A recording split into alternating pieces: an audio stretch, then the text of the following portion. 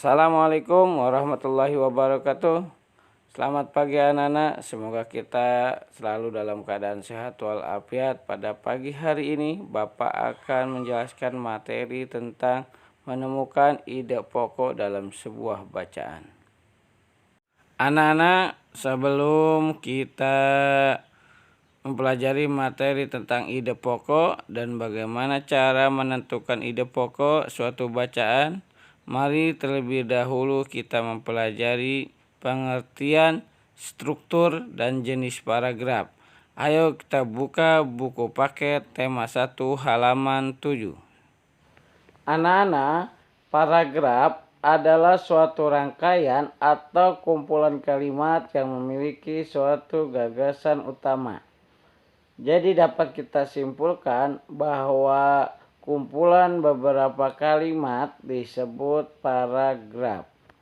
Selanjutnya, struktur paragraf. Struktur paragraf terbagi menjadi dua bagian, yaitu kalimat utama dan kalimat penjelas atau pengembang. Kalimat utama adalah kalimat yang memuat ide pokok. Sedangkan kalimat penjelas adalah kalimat yang membuat penjelasan kalimat utama. Dapat kita simpulkan bahwa ide pokok terdapat pada kalimat utama. Selanjutnya, jenis paragraf berdasarkan letak gagasan utama.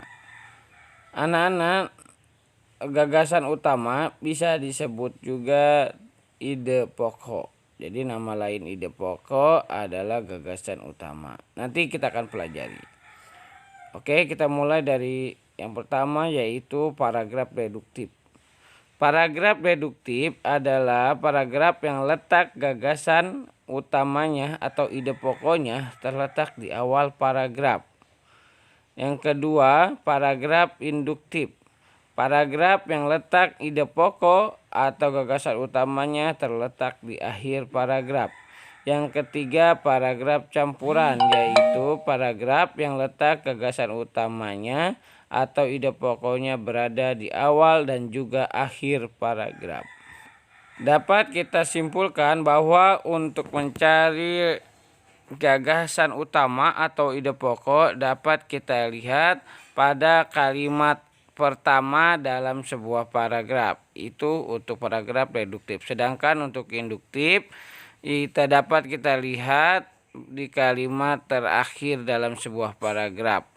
Biasanya untuk anak sekolah dasar atau MI, soal yang sering muncul adalah letak gagasan utama atau ide pokoknya di awal paragraf atau paragraf deduktif.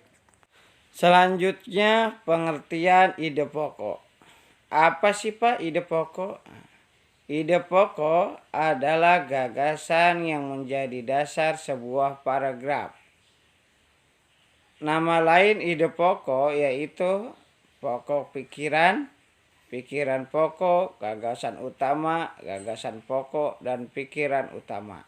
Selanjutnya, cara menentukan ide pokok suatu bacaan.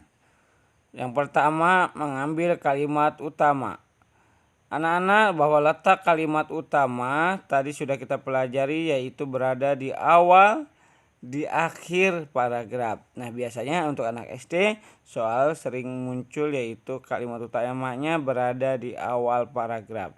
Yang kedua, mengurangi kata-kata dalam kalimat utama yang tidak perlu. Yang ketiga, menyimpulkan kalimat utama.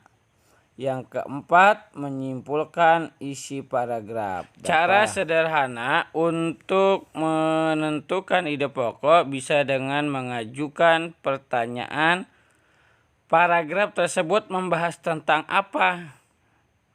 Diulangi, paragraf tersebut membahas tentang apa?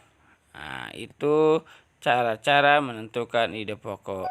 Demikian anak-anak pelajaran hari ini, mudah-mudahan kalian dapat paham dan dapat mengisi soal-soal tentang menentukan ide pokok suatu bacaan. Terima kasih. Assalamualaikum warahmatullahi wabarakatuh.